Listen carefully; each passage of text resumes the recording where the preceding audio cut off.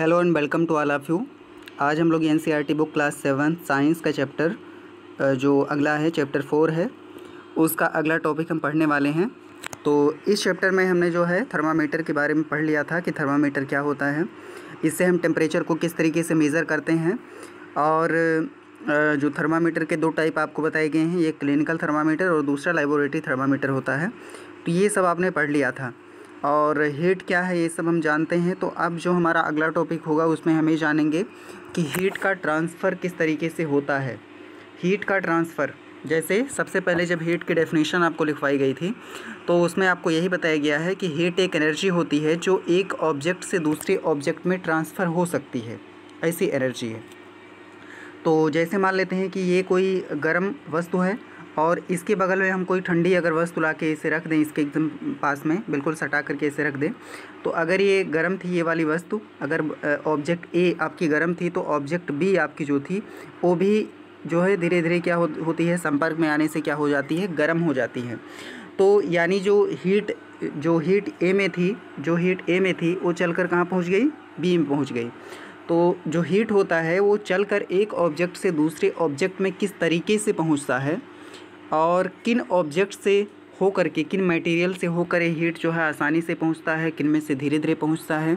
तो इन सारी बातों को हम यहाँ पे जो है पढ़ने वाले हैं हीट ट्रांसफ़र टॉपिक में, ट्रांसफ़र ऑफ हीट इस टॉपिक में। तो ट्रांसफ़र का मतलब होता है स्थानांतरण। तो अगर इसको हिंदी में कहना चाहें तो ऊष्मा का स्थानांतरण, ये इसकी हिंदी हो जाएगी। तो आइए इसको हम रीड करना शुरू करते हैं। यहाँ पे देखिए, you might have observed that frying pan becomes hot when kept on a flame. It is because the heat passes from the flame to the utensil. When the pan is removed from the fire it slowly cools down. Why does it cools down?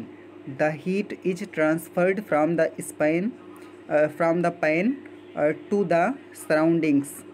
So you can understand that in both cases the heat flows from a hotter object to a cooler object.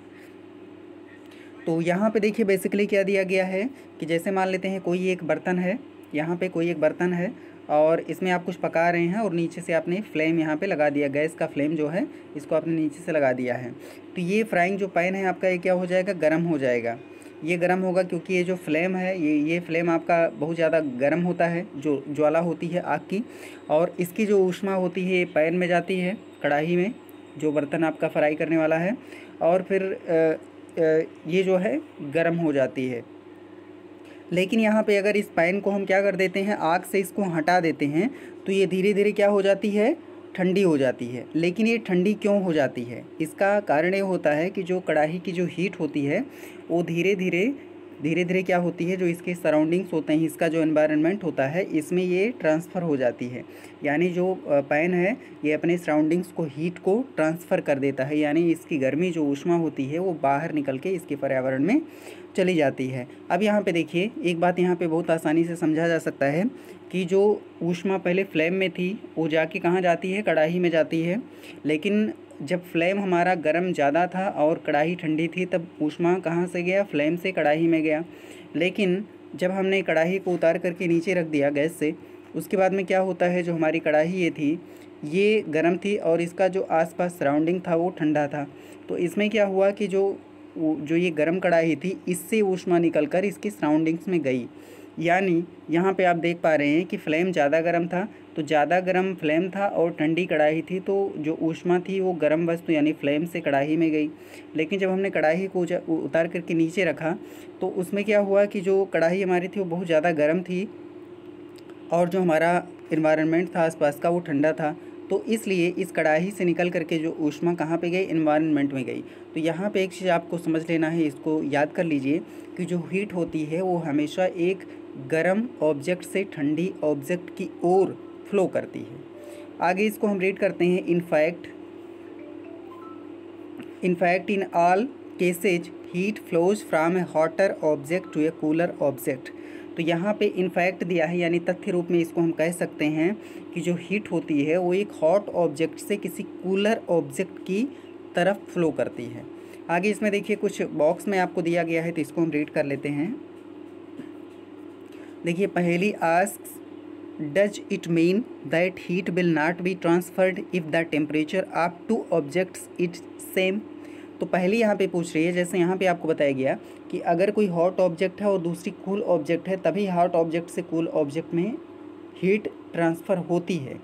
तो यहाँ पे पहली को एक जिज्ञासा एक इसके दिमाग में आया कि अगर मान लेते हैं कि दो ऑब्जेक्ट्स हैं जिनके टेम्परेचर बिल्कुल सेम है, मान लेते हैं एक ऑब्जेक्ट ये है और एक ऑब्जेक्ट ये है, और इन दोनों को हम बिल्कुल कांटेक्ट में रखते हैं, सटा करके रखते हैं, ऐसे इसको यहाँ पे रखते हैं और दूसरे को हम कहाँ पे रखते हैं, यहाँ पे एकदम बिल्कुल इसको टच करता हुआ इस तरीके से रख देते हैं।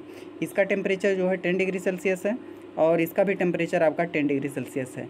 तो क्या इसमें से हीट इसमें जाएगा या इसमें से हीट इसमें जाएगा? क्योंकि अब तो दोनों का टेम्परेचर सेम हो गया। तो ये बिल्कुल सही बात होती है कि जब टेम्परेचर बिल्कुल सेम होता है दो ऑब्जेक्ट का, तो कोई भी हीट ट्रांसफ़र नहीं होता है। तो यानी पहले की जो जिज्ञासा थी वो सही है कि अगर टेम्परेचर दोनों ऑब्जेक्ट्स का सेम है तो उसमें कोई भी हीट का ट्रांसफ़र नहीं होता है। लेकिन अगर एक ज़्यादा गर्म है एक ठंडी है, तो गर्म वाली वस्तु से ठंडी वाली वस्तु की ओर हीट का ट्रांसफ़र होता है। आगे इसमें देखिए एक एक्टिविटी यहाँ पे नीचे आपको दी गई है, एक्टिविटी 4.6। तो इसको हम पहले रीड करते हैं क्या कुछ इसमें दिया गया है। टेक ए रॉड और flat strip of a metal से ऑफ एल्युमिनियम और iron, fix a few small wax pieces on the rod. These pieces should be at nearly equal distances. Clamp the rod to a stand. If you do not find a stand, you can put one end of the rod between bricks. Now heat the other end of the rod and observe what happens to the wax pieces. Do these pieces begin to fall? Which piece falls the first? Do you think that heat is transferred from the end nearest to the flame to the other end? तो यहाँ पे देखिए जो experiment आपको दिया गया है, आपको क्या करना है, एक कोई आप मेटल की एक रॉड ले लीजिए इस तरीके की, या कोई मेटल की स्ट्रिप ले लीजिए, और ये जो स्ट्रिप है ये एल्युमिनियम या आयरन की हो सकती है। अब ये जो लिया है, या तो आपके पास एक स्टैंड हो तो उसमें आप इसको सेट कर दीजिए कि ये हॉरिजॉन्टल इस तरीके से बना रहे, क्षैतिज बना रहे। अगर आपके पास ये नहीं है तो आप 2 ब्रिक ले लीजिए, 2 ईंट ले लीजिए इस तरीके से, और इन दोनों ईंट के बीच में ये जो आपका क्लैंप है, ये जो रॉड आपने लिया है, स्ट्रिप लिया है मेटल का, इसको इस तरीके से सेट कर दीजिए। इसके बाद में आप क्या करेंगे कि ये जो रॉड है इसमें थोड़ी थोड़ी दूर पे जो आप क्या करेंगे, इसमें मोम चिपका दीजिए नीचे की तरफ। आप क्या करेंगे, समान दूरियों पर सेम डिस्टेंसेज पे आप यहाँ पे क्या करिए, मोम के छोटे छोटे टुकड़ों को चिपका दीजिए। मोम की प्रॉपर्टीज़ के बारे में आप जानते होंगे कि मोम को गर्म करने पर वो पिघल जाता है, अदरवाइज ये सॉलिड रहता है। तो इसको सॉलिड स्टेट में आप इसको इसमें चिपका दीजिए। इसके बाद आप क्या करना है, आप एक मोमबत्ती जला करके इसके एक एंड पर आप रख दीजिए। फिर आप देखेंगे कि जब मोमबत्ती का फ्लेम इसको गर्म करेगा, ये जो आपका ये जो एक एंड है इसको जब एक गर्म करेगा, तो आप देखेंगे कि पहले यहाँ पे जो मोम का टुकड़ा था वो पिघल करके नीचे ड्रॉप कर जाएगा। इसके बाद में जो दूसरा वाला है फिर वो ड्रॉप करेगा, इसके बाद फिर तीसरा वाला करेगा, फिर चौथा वाला करेगा, और सबसे लास्ट में एकदम किनारे वाला ड्रॉप करके नीचे गिरेगा। तो इससे आप एक कंक्लूजन निकाल पाते हैं, चूँकि ये जो हमारा फ्लेम है बहुत ज़्यादा गर्म था, फ्लेम चूँकि गर्म था और फ्लेम की गर्मी से इसका एक एंड गर्म हो गया, लेकिन एक एंड जैसे ही गर्म हुआ तो ये जो इसका हीट था ये चलना शुरू कर दिया, और ये चूँकि ये हॉट था, ये एंड हॉट हो गया और दूसरा एंड इसका क्या था, कूल था। तो ये जो हॉट एंड है इससे हीट चलना शुरू किया, और ये चलते चलते धीरे धीरे कहाँ पहुँच रहा है, इस ओर पहुँच रहा है। तो यहाँ पे आप देख पा रहे हैं कि पहले जब हीट यहाँ पे थी, चलकर जैसे यहाँ पहुँची तैसे इसने क्या किया, यहाँ के मोम को पिघलाकर नीचे ड्रॉप कर दिया। फिर थोड़ी और आगे बढ़ी, फिर यहाँ के मोम को पिघला के नीचे गिराया, फिर इसको गिराया, फिर इसको गिराया, फिर इसको। तो इस तरीके से हम देख रहे हैं कि जो हीट होती है वो क्रमशः इस फ्लेम से चलकर इस साइड में जा रही है, यानी इधर हॉट था और इधर कूल था। तो ये एक्सपेरिमेंट यहाँ पे आपने देख लिया है। आगे इसको रीड करते हैं। The process by which heat is transferred from the hotter end to the cooler end of an object is known as conduction। तो यहाँ पे देखिए the process by which heat is transferred from the hotter end to the colder end of an object is known as conduction। तो conduction क्या होता है, इसको हिंदी में हम कहते हैं चालन। इसको हिंदी में क्या कहते हैं, चालन। तो वह प्रक्रिया जिसमें से जो ऊष्मा होती है किसी एक एंड से चलकर दूसरे एंड पर पहुंचती है, जैसे इस एंड से चलकर इस एंड पर यहाँ पे हीट पहुंची है, तो वह प्रक्रिया जिसमें हीट किसी एक एंड से, किसी एक कोने से चलकर किसी दूसरे कोने पर पहुंचती है, इसको हम हीट ट्रांसफ़र की एक विधि है, उसको हम क्या कहते हैं, कंडक्शन कहते हैं। इस प्रोसेस को हम क्या कहते हैं, कंडक्शन कहते हैं। आगे इसमें लिखा हुआ है इन सॉलिड्स जनरली द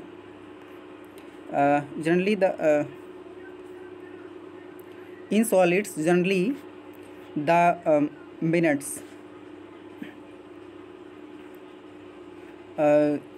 इसको थोड़ा सा देख लेते हैं ये क्या इसमें कह रहा है।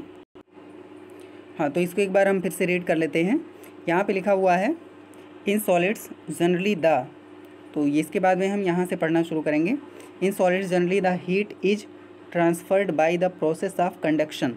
जो सॉलिड होता है, सॉलिड सब्सटेंसेस जो होते हैं उनमें जो हीट का ट्रांसफ़र होता है वो कंडक्शन के थ्रू होता है। तो कंडक्शन क्या होता है, कंडक्शन हीट ट्रांसफ़र की एक मेथड है, आप सभी जानते हैं। कंडक्शन को अभी हमने बताया, कंडक्शन क्या होती है, हीट ट्रांसफ़र की एक मेथड होती है जिसमें हीट किसी एक एंड से दूसरे एंड पर जाता है। तो ये चीज़ यहाँ पे लिखा गया है, जो सॉलिड होता है उसमें हीट का ट्रांसफ़र वो ज़्यादातर कौन से मेथड के द्वारा होता है, कंडक्शन के मेथड के द्वारा होता है। तो यहाँ पे देखिए एक आपका जो एक चित्र यहाँ पे दिया गया है, इसको पहले हम रीड कर लेते हैं। तो यहाँ देखिए फिगर 4.8 यहाँ पे दिया गया है, conduction of heat by different materials. जो हीट का कंडक्शन हो डिफरेंट मटेरियल के द्वारा किस तरीके से होता है, ये आपको यहाँ पर देखना है। तो जो सॉलिड होता है उसमें ज़्यादातर जो हीट का ट्रांसफ़र होता है वो कंडक्शन के द्वारा होता है। जैसे यहाँ पे देखिए एक स्पून रखा गया है, तो अगर ये पानी गर्म है तो ये जो पानी की गर्मी है वो धीरे धीरे चल करके स्पून के इस एंड तक जाके पहुँच जाएगी। तो ये बात यहाँ पे आपको लिखी हुई है। थोड़ा सा इसको हम आगे रीड करते हैं। तो अब यहाँ पर देखिए, do all substances conduct heat easily. क्या सभी जो सब्सटेंस होते हैं हीट को ईजिली कंडक्ट करते हैं। जैसे आपने देखा कि मेटल के एक सिरे को हमने गर्म किया तो मेटल का दूसरा सिरा भी गर्म हो गया, लेकिन अगर लकड़ी का एक सिरा हम गर्म करें तो क्या लकड़ी का दूसरा सिरा भी गर्म हो जाएगा। इसका मतलब ये हमको यहाँ पे जानने को मिलेगा। तो यहाँ पे देखिएगा, you must have observed that the metallic pan for cooking has a plastic और वुडन हैंडल। आपने देखा होगा कि जो मेटेलिक पैन होता है जिसमें हम चीज़ों को फ्राई करते हैं, उसका जो हैंडल होता है, ये जो इसका हैंडल होता है ये हमेशा क्या होता है, या तो लकड़ी का होता है और या तो एक इसका होता है प्लास्टिक का बना हुआ होता है। तो ये हैंडल इसका प्लास्टिक का बना हुआ आपने देखा होगा, वो चीज़ यहाँ पे लिखा हुआ है। Can you lift a hot pan by holding it from the handle without getting hurt. तो क्या आप इसको जो है, जो हैंडल है, can you lift a hot pan by holding it from the handle without getting hurt. तो जो आपका पैन होता है इसको आप हैंडल को पकड़ करके इसको आसानी से आप उठा सकते हैं और आपका हाथ बिल्कुल भी जलेगा नहीं, क्योंकि ये आपका या तो लकड़ी का या प्लास्टिक का इसमें हैंडल लगा हुआ होता है। तो यहाँ पे देखिए एक एक्टिविटी आपको दिया गया है, जो आपने अभी ऊपर फिगर देखा उसी के विषय में है ये एक्टिविटी 4.7। तो यहाँ पे देखिए, heat water in A small pan और अ बीकर। तो किसी एक पैन में, कढ़ाई में या बीकर में पानी को गर्म कीजिए। Collect some articles such as a steel spoon, plastic scale, pencil and driver. तो आप इन चीज़ों को कलेक्ट करिए। एक स्टील का स्पून कलेक्ट करिए, एक प्लास्टिक का स्केल कलेक्ट करिए, पेंसिल और एक ड्राइवर आप कलेक्ट कर लीजिए। Dip one end of each of these articles in hot water. इनमें से सभी ऑब्जेक्ट का एक एंड आप क्या करेंगे, हॉट वाटर में डिप कर देंगे, इसको डुबो देंगे। Wait for a few minutes. तो कुछ मिनट के लिए आप क्या करेंगे, यहाँ पे वेट करेंगे। Wait for a few minutes, कुछ मिनट के लिए आप यहाँ पे प्रतीक्षा कीजिए। उसके बाद आपको क्या करना है, टच द अदर एंड। दूसरे एंड को आप टच करिए। Enter your observation in table 4.3। जो अगला आपके नीचे टेबल दिया है उसमें आप जो ऑब्जर्वेशन यहाँ पे क्या आप देखते हैं उसको यहाँ पे नीचे आप नोट करेंगे। तो ये जो ऑब्जर्वेशन है इसको आप क्या करेंगे, तो इसको हम देख लेते हैं।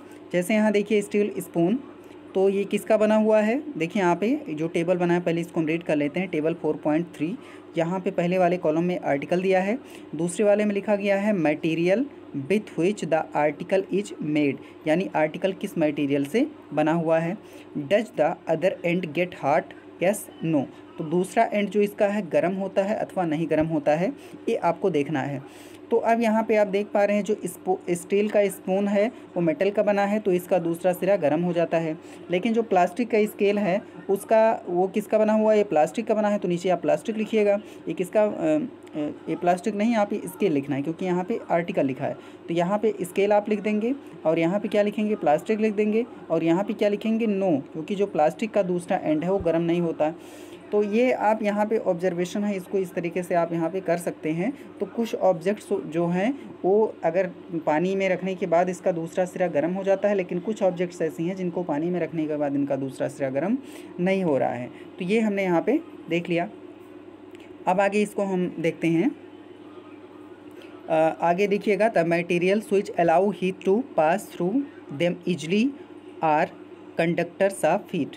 तो ऐसे ऑब्जेक्ट्स जो अपने अंदर से हीट को आसानी से पास होने देते हैं, जाने देते हैं, उनको हम हीट के कंडक्टर्स कहते हैं। उनको हम क्या कहते हैं, हीट के कंडक्टर्स कहते हैं। ये आपने पहले भी शायद आपको पता हो। जैसे यहाँ मान लेते हैं कि जो चम्मच है या स्टील है वो हीट का एक अच्छा कंडक्टर है, क्योंकि एक सिरा इसका हमने गर्म किया तो दूसरा सिरा आसानी से गर्म हो गया।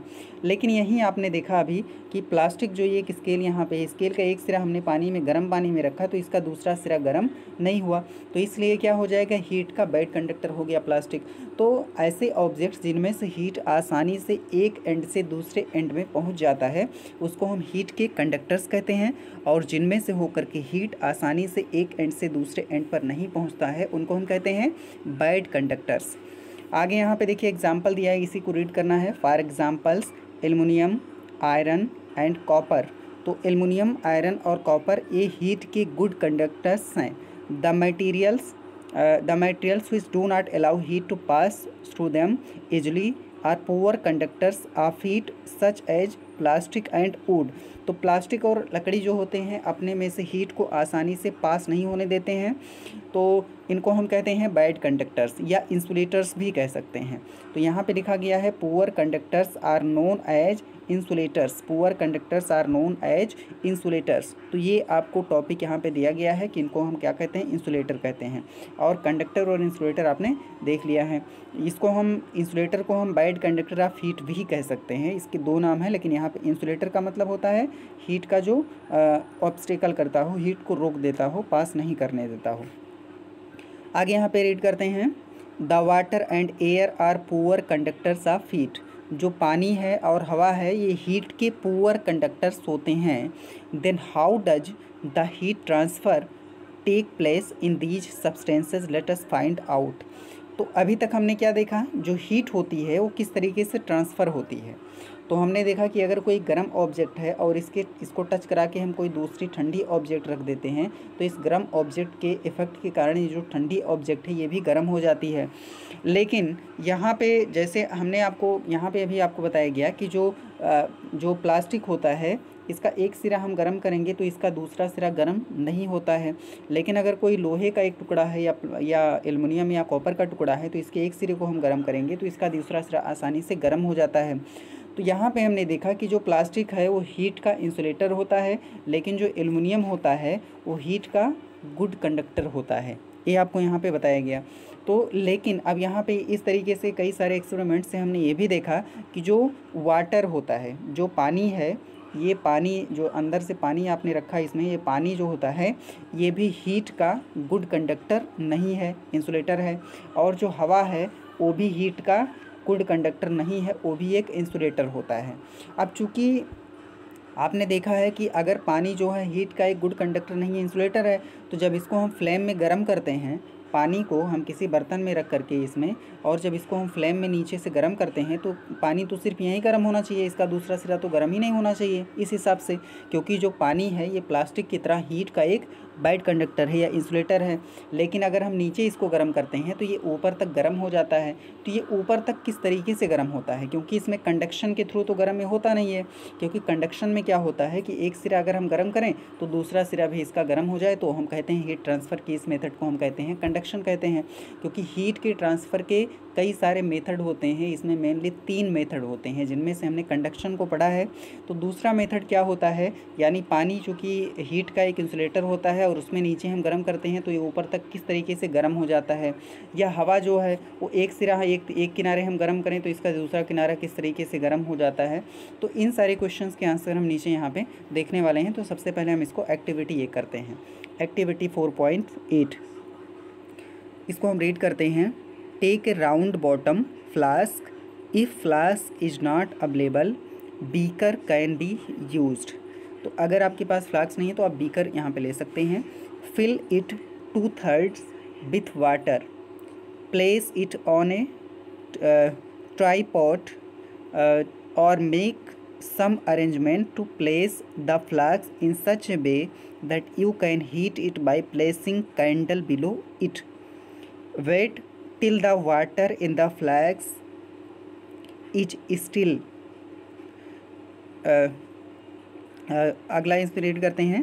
Place a crystal of potassium permanganate at the bottom of the flask, gently use A gently using A straw मतलब कोई तिनका आप ले लीजिएगा। Now heat the water by placing the candle just below the crystal.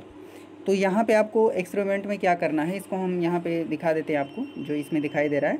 आपको क्या करना है, अगर आपके पास में कोई एक अच्छा स्टैंड है, जिस तरीके से यहाँ पे आप देख पा रहे हैं, तो अगर ये स्टैंड है तो बहुत अच्छी बात है। और इसमें आप जो राउंड शेप है, जो ये राउंड शेप आप नीचे देख रहे हैं, तो इस मतलब जो इसका बॉटम है वो गोल हो, राउंड हो, उस तरीके का एक आप यहाँ पे फ्लास्क ले लीजिएगा। उसके बाद में आप क्या करेंगे, इसको इस तरीके के स्टैंड पे रखिए, या आपके पास अगर स्टैंड नहीं तो कुछ भी आप बना सकते हैं तार वगैरह का, कि जिसमें आप नीचे कैंडल रख सकें। यहाँ पे तो बर्नर आपको रखा गया है, तो इस बर्नर के द्वारा हम इसको गर्म करेंगे। तो इसमें क्या होता है, जब इसको हम इस तरीके से गर्म कर रहे हैं, मतलब इसमें 2/3 इसका पानी आप भर दीजिए, और इसमें एक स्ट्रॉ मतलब एक लकड़ी का छोटा सा टुकड़ा आप ले लीजिए, और इसमें थोड़ा सा आप पोटेशियम परमैंगनेट, क्योंकि ये रेड कलर का होता है, पोटेशियम परमैंगनेट कैसा होता है, ये रेड कलर का या गुलाबी कलर का होता है। तो इसको आप धीरे से इसके बॉटम पे यहाँ पे रख दीजिए। कहाँ पे रखेंगे, यहाँ पे रख देंगे, जहाँ पे हम फ्लेम को गर्म करते हैं। इतना करने के बाद में आप नीचे का जो फ्लेम है इसको आप ऑन करिए, और उसके बाद इसको आप गर्म करना शुरू कर दीजिए। तो इतना आपको एक्सपेरिमेंट के लिए ये अरेंजमेंट आपको करना है। इसके बाद आगे हम रीड करते हैं क्या होगा इसमें। अब यहाँ पे देखिए, जो क्रिस्टल आप नीचे रख देंगे पोटेशियम परमैंगनेट का, उसके बाद में इसको गर्म करना शुरू कर देंगे। आगे यहाँ पे देखेंगे, अब आप इसको देखेंगे गर्म करना जब आप शुरू कर देंगे क्रिस्टल उसमें डालने के बाद में, तो इसको आप ऑब्जर्व करेंगे। Right your observations in your notebook and also draw a picture of what you observe. तो आप अपने ऑब्जर्वेशन को अपने नोटबुक में लिखिएगा, और जो कुछ आपने सेटअप किया है उसका एक पिक्चर भी आप यहाँ पे ड्रॉ कीजिएगा। आगे देखिए, व्हेन वाटर इज हीटेड, जब पानी को हम गर्म करते हैं, the water near the flame gets hot. तो जो नीचे हॉट जो पानी है बॉटम के पास में, वो गर्म हो जाता है। जब इसको हम गर्म करना शुरू करते हैं तो नीचे का जो पानी है वो क्या हो जाता है, गर्म हो जाता है, जो फ्लेम के पास में होता है। हॉट वाटर राइजेज अप, जो गर्म पानी होता है वो ऊपर उठता है। हॉट वाटर क्या करता है, राइज करना शुरू कर देता है। The cold water from the sides move down towards the source of heat. This water also gets hot and rise, and water from the sides move down. This process continues till the whole water gets heated. This mode of heat transfer is known as convection. This method of heat transfer is known as convection. तो अब यहाँ पे हम देखते हैं क्या होता है एक्चुअल में। तो देखिएगा, यहाँ पे हम क्या करते हैं, ये जो सेटअप हमारा होता है, जब इसको हम यहाँ पे रखते हैं गर्म होने के लिए, तो होता क्या है, जो पहले यहाँ का पानी होता है, फ्लेम के पास का पानी, ये गर्म होता है, और गर्म होकर ये पानी कहाँ जाता है, ऊपर जाता है। अभी ऊपर जाता है, ये हमको कैसे दिखाई देता है, क्योंकि यहाँ पे जो हमने पोटेशियम परमैंगनेट यहाँ पे रखा था, हल्का हल्का यहाँ पे आप देख पा रहे होंगे कि ये जो इसमें कुछ पैचेज आपको रेड कलर के दिखाई दे रहे हैं। क्या क्या दिखाई दे रहे हैं, यहाँ पे आप देख रहे हैं कुछ, यहाँ पे जो पोटेशियम परमैंगनेट आपने रखा है ये पहले ऊपर जाएगा, और ऊपर जाके यहाँ पे पहुँचेगा, फिर ये धीरे धीरे इधर आएगा, और उसके बाद में फिर ये नीचे भी आ रहा है। पहले ये ऊपर जाता है, पहले ऊपर जाता है ये पोटेंशियल रेड कलर, उसके बाद फिर ये ऊपर यहाँ पे जाने के बाद में फिर ये धीरे धीरे बगल से क्या होकर के ये नीचे आता है। तो यानी ये एक साइकिल सा बन जाता है कि ये पहले यहाँ गर्म होगा, फिर यहाँ ऊपर जाएगा, फिर थोड़ा सा ये ठंडा होगा, फिर ये नीचे आएगा, और फिर ये इधर से ऊपर जाएगा, फिर ये इधर से नीचे आएगा। तो ये जो इसका प्रोसेस है ये लगातार कंटिन्यूस चलता रहता है कि जब तक ये पूरा पानी क्या हो जाए, गर्म ना हो जाए। तो यहाँ पे हमने देखा, जैसे जब हमने कंडक्शन को देखा था, को कंडक्शन में क्या होता था, जो लोहा था या जो आयरन था उसके जो पार्टिकल्स थे, या जो लोहा होता है वो ऐसा नहीं है कि लोहे का थोड़ा सा टुकड़ा चल के इधर चला गया, ऐसा नहीं होता था, वो सिर्फ यहाँ पे हीट का ट्रांसफ़र होता था। लेकिन यहाँ पे आप देख पा रहे हैं जो ये पानी है ये पहले ऊपर जाता है फिर नीचे आता है ना। तो ये जो प्रोसेस होती है, यानी गर्म पानी जो होता है, जो गर्म होकर पानी ऊपर उठता है और ऊपर का ठंडा पानी नीचे आता है, और ये एक साइकिल यहाँ पे चलना शुरू हो जाता है। ये साइकिल क्या होता है, यहाँ से चल के यहाँ गया, फिर यहाँ से चल के यहाँ गया, फिर यहाँ से चल के नीचे आया, फिर यहाँ से चलकर ऊपर गया। ऐसे एक साइकिल इधर भी चलेगी, ये पहले ऊपर जाएगा, फिर यहाँ से चल के कहाँ पे आएगा, नीचे आएगा। तो ये जो साइकिल एक चलना शुरू हो जाती है, इस मेथड से जब पूरा पानी हमारा गर्म होता है तो इसको हम कहते हैं कन्वेक्शन मेथड। उसको हम क्या कहते हैं, कन्वेक्शन मेथड। और हिंदी में इसी कन्वेक्शन मेथड को हम क्या कहते हैं, संवहन। इसको हम क्या कहते हैं, संवहन कहते हैं। हिंदी देख लीजिए, इसको हम क्या कहते हैं, संवहन। इसको हम संवहन कहते हैं। तो ये जो कंडक्शन का मतलब चालन होता है, कंडक्शन जो आपने ऊपर पढ़ा, इसको हम क्या कहते हैं, जो कंडक्शन है इसको हम चालन कहते हैं। लेकिन जो ये मेथड होता है, यानी पानी ऊपर जाता है फिर वही पानी नीचे आता है, एक साइकिल सा यहाँ पे बना लेता है, इसको हम क्या कहते हैं, संवहन विधि कहते हैं, जो यहाँ पे आपको बताया गया है। अब यहाँ पे आगे हम रीड करते हैं, how does the heat travel in air. तो पानी में तो हमने देख लिया कि हीट किस तरीके से ट्रेवल करता है। पानी में क्या होता है, पहले हीट जो गर्म होता है ऊपर जाता है, फिर साइकिल बनाता है, नीचे आता है। इस तरीके से एक कंटिन्यूस साइकिल एक इस तरीके से चलना शुरू हो जाती है, और इस साइकिल के थ्रू जब तक पूरा पानी हमारा गर्म नहीं होता ये साइकिल हमारी ऐसे चलती रहती है। और यही कारण होता है कि जो पानी आपने देखा उबलना शुरू हो जाता है। तो पानी में उबलने में क्या होता है, आपने देखा होगा किसी एक बीकर वगैरह में या भगोने में पानी जब आप गर्म करते हैं तो पानी एक बार बहुत तेज़ी से ऊपर आपको उबलता हुआ ऊपर आता दिखाई देता है, ऐसे। तो ये ऊपर ऐसे जाता है, और ऊपर जाने के बाद फिर ये थोड़ा सा हल्का सा ठंडा होता है, फिर ये नीचे आता है। तो ये जो साइकिल यहाँ पे चलना शुरू हुआ था, ये बहुत तेज़ी से चलना शुरू कर देती है, और इस कारण से हमारा पानी क्या होता है, उबलने लगता है। इसी को हम कहते हैं पानी का उबलना। तो ये हमने देख लिया। तो पानी में तो इस तरीके से यहाँ पे हीट का ट्रांसफ़र होता है, लेकिन जो गैस होता है या हवा होती है उसमें हीट का ट्रांसफ़र किस तरीके से होता है, तो इसको हम यहाँ पे देखना शुरू करते हैं। तो यहाँ देखिए, how does the heat travel in air. जो हीट होती है वो एयर में किस तरीके से ट्रेवल करती है। In which direction does the smoke go. जो स्मोक होता है वो किस दिशा में जाता है। तो सभी को पता है कि स्मोक जो है हमेशा ऊपर की दिशा में जाता है। स्मोक कहाँ जाता है, हमेशा ऊपर की दिशा में जाता है। अगर कहीं हवा चल रही है तो थोड़ा बहुत इधर उधर होता है, अदरवाइज स्मोक या धुआं जो है हमेशा ऊपर की दिशा में जाता है, सबको पता है। तो ये क्वेश्चन यहाँ पे आपसे किया गया है। आगे इसको हम रीड करते हैं। The air near the heat source gets hot and rises. जो हीट का सोर्स होता है वहाँ की जो हवा होती है वो गर्म होती है और ऊपर उठती है। The air from the sides comes in to take its place. और जो बगल की हवा होती है वो इस खाली स्थान को भरने के लिए बगल से आती है। In this way the air gets heated. The following activity confirms this idea. तो ये जो आइडिया है इसको नीचे एक एक्टिविटी दी गई है वो आपको क्लियर करेगी। तो एक्चुअल में होता क्या है, जैसे मान लेते हैं कि यहाँ पे हमने कोई चीज़ मोमबत्ती एक लगा दी है, तो मोमबत्ती जो होती है इसका धुआं हो गया, ये जो गरम जो हवा होती है ये सीधे ऊपर जाती है। लेकिन जो अगल बगल की हवा होती है, चूँकि जो हवा होती है पहले गर्म होकर एक्सपेंड करती है और ये हल्की होकर ऊपर चली जाती है। तो जो अगल बगल की हवा होती है वो इस स्थान को भरने के लिए यहाँ पर चली आती है। फिर अगल बगल की हवा भी गर्म होती है, फिर ये भी ऊपर जाती है। फिर ये हवा जो ऊपर जाती है थोड़ी दूर जाकर थोड़ी ऊंचाई पर, फिर ये इधर से नीचे आती है, फिर ये इधर जाके फिर इधर से ये नीचे आती है। तो यहाँ पे आपने देखा कि जिस तरीके से पानी में हीट का ट्रांसफ़र हो रहा था एक साइक्लिक ऑर्डर में, उसी तरीके से इसमें भी जो है हीट का ट्रांसफ़र हो रहा है। पहले ऊपर जाता है, फिर यहाँ ठंडा हल्का सा होता है, फिर ये नीचे आता है, फिर इधर से ऊपर जाता है गर्म होकर, फिर यहाँ जाता है, फिर इधर से ये नीचे आ जाता है। तो जो साइक्लिक ऑर्डर यहाँ चल रहा है वही साइक्लिक ऑर्डर यहाँ भी चल रहा था। तो हवा में भी जिस तरीके से पानी में कन्वेक्शन करंट होता है, कन्वेक्शनल करंट होती हैं, धाराएँ होती हैं, उसी तरीके से हवा में भी कन्वेक्शनल करंट होती हैं, यानी संवहन धाराएँ चलती हैं, जिसके कारण हवा भी गर्म होती है। तो चलिए इस एक्टिविटी को हम रीड कर लेते हैं, क्या इसमें दिया गया है। Light a candle, keep one hand above the flame and one hand on the side of the flame. Figure 4.10. Do your hands feel equally hot? क्या आपके दोनों हाथ समान रूप से गर्म होते हैं? If not, which hand feels hotter and why? तो कौन सा हाथ जो आपका ज़्यादा गर्म फील होता है और क्यों? आगे यहाँ पे आपको एक सावधानी दी गई है, be careful, keep your hands at a safe distance from the flame so that they do not gate burned. तो जो आपका हाथ है, जब आप एक्सपेरिमेंट कर रहे होंगे तो आपको क्या करना है, एक हाथ को आप यहाँ पे जो फ्लेम है उसके जस्ट बगल में रखेंगे और दूसरे हाथ को आप फ्लेम के ऊपर रखेंगे। अब ऐसा नहीं कि इस हाथ को आप एकदम फ्लेम के ऊपर रख देंगे तो आपका हाथ जल जाएगा। तो इस तरीके से हाथ को आपको रखना है। तो आप यहाँ पे ये देखेंगे कि जो आपका ऊपर का हाथ है ये भले हम फ्लेम से ज़्यादा दूरी पर है, ये फ्लेम से क्या है, ज़्यादा दूरी पर है, और ये वाला हाथ तो आपका बिल्कुल नज़दीक है, लेकिन जो फ्लेम से ज़्यादा दूरी होने के बाद भी जो आपका ऊपर का हाथ है ये ज़्यादा गर्म होता है और नीचे का जो हाथ है ये थोड़ा सा कम गर्म होता है। तो ऐसा क्यों होता है? इसका कारण ये होता है कि जो फ्लेम के पास की जो गर्म हवा होती है वो उठकर सीधा ऊपर जाती है, और जो बगल की हवा होती है वो हटकर यहाँ पे फ्लेम के पास आती है। तो बगल की हवा ठंडी होती है और ऊपर की हवा ज़्यादा गर्म होती है।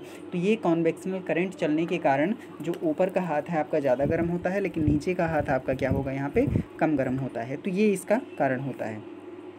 आगे यहाँ पे हम रीड करते हैं, ये फिगर जो है आपका 4.10 दिया है, transfer of heat bye convection in air. जो कन्वेक्शन करंट होती है हवा में चलती है और कन्वेक्शन करंट आपकी पानी में भी चलती है, तो दोनों में कन्वेक्शन करंट चलती है। तो यानी आपने देख लिया कि जो सॉलिड ऑब्जेक्ट्स होती हैं जैसे लकड़ी हो गई, या यूँ कहें कि जो लोहा हो गया, एल्युमिनियम हो गया, कॉपर हो गया, उसमें हीट का ट्रांसफ़र किससे होता है? कंडक्शन के मेथड के द्वारा होता है। किस मेथड से होता है? कंडक्शन मेथड के द्वारा होता है। लेकिन जो हवा और पानी होती है उसमें हीट का ट्रांसफ़र, यानी एक जगह से हीट दूसरी जगह पे कन्वेक्शन मेथड से जाता है। किस मेथड से जाता है? कन्वेक्शन मेथड से। कन्वेक्शन, और लोहे में किससे जाता है? कंडक्शन मेथड से जाता है। तो ये दो मेथड आपने यहाँ पे देख लिया है। आगे इसमें हम रीड करते हैं, notice that towards the top the air gets heated by convection transfer of hand, therefore the hand above the flame feels hot on the sides, however there is no convection and air does not feel as hot as at top। तो यहाँ पे आप देख पा रहे हैं कि जो टॉप पे जितना गर्म आपका हाथ फील होता है उतना गर्म यहाँ पे नीचे नहीं फील होता है। तो इसका कारण क्या होता है? कन्वेक्शनल जो करंट होती हैं वो इसका कारण होता है। अब यहाँ पे देखिए, ये इतना हमने यहाँ पे देख लिया है और मुझे लगता है कि टाइम भी अब काम भर का हो गया है। तो इस वीडियो को हम यहीं पे स्टॉप करते हैं। आगे हम क्या पढ़ेंगे, यहाँ पे जो ब्रिज के बारे में हम पढ़ेंगे। एक होता है सी ब्रिज और दूसरा होता है लैंड ब्रिज। तो इस टॉपिक के बारे में हम अगले वीडियो में पढ़ेंगे, और इस वीडियो को हम यहीं पे एंड करते हैं। तब तक के लिए आप अपनी पढ़ाई जारी रखिए। Thanks for watching.